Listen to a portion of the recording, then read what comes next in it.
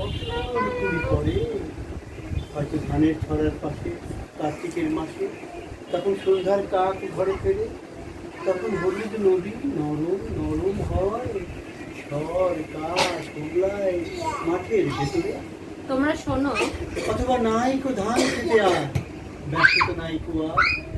হাসির নীরের থেকে খড়, পাখির নীরের থেকে খড় ছড়াতে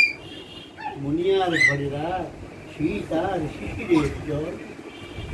জীবন গিয়েছে চলে আমাদের কুড়ি কুড়ি বছরের পর, তখন আবার যদি মেঠো পথে পাই আমি তোমারে আবার, তখন হয়তো হামাগুড়ি দিয়ে পেঁচানামি